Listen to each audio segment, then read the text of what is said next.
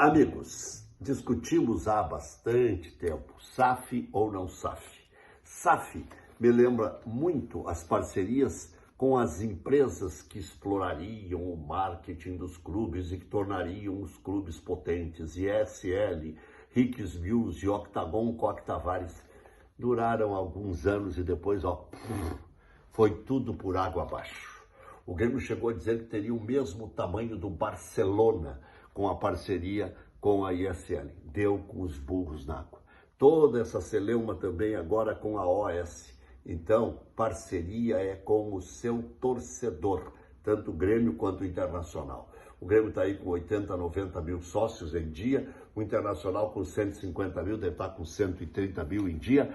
Tem que saber explorar esses seus torcedores, explorar no bom sentido, aumentar o ticket médio, dar outras vantagens, descontos especiais, enfim, atrair o torcedor para si, fazer com que estes torcedores sejam efetivamente sócios, mas sócios na concepção total da palavra.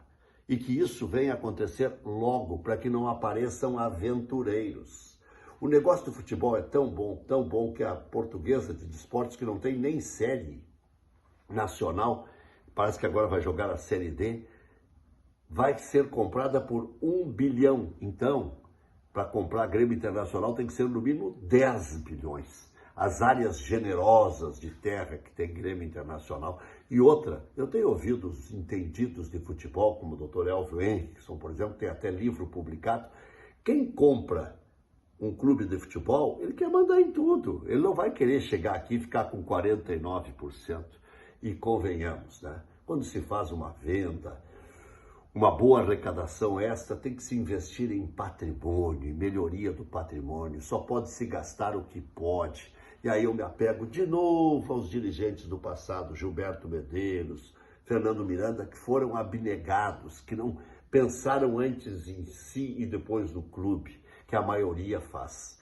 Grêmio Internacional não é que precisem voltar às suas origens, mas tem que fortalecer o ganho entre os seus.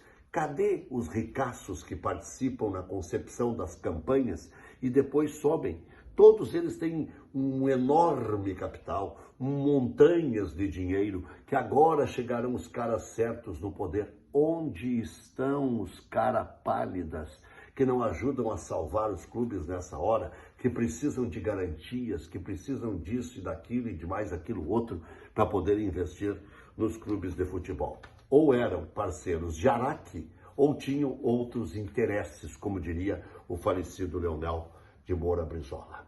O Internacional joga amanhã com Valência, com Borré, com Rocher, mas sem Thiago Maia, sem Tabata, muito provavelmente, com Ricardo Matias, amigo Bisol, né, que relutou tanto em fazer um contrato maior, ou que achou que eu estava sendo dramático em dizer que era urgente acertar com o Ricardo Matias, tinha um monte de urubu em cima dele. Bom, mas Ricardo Matias, 7 gols em 3 jogos, 4 contra o Fluminense, 1 contra o Boa Vista, 2 contra o Vasco, categoria de base, é verdade, mas o cara sabe guardar, sabe fazer gols.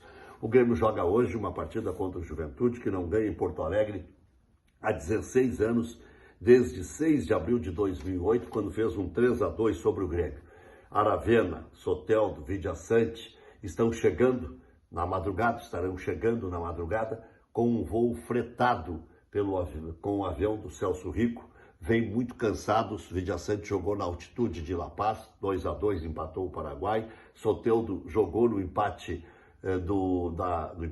na vitória do Chile sobre a Venezuela. O Aravena também jogou pelo Chile, o Soteldo jogou pela Venezuela, fez passe para gol, o Soteldo, enfim.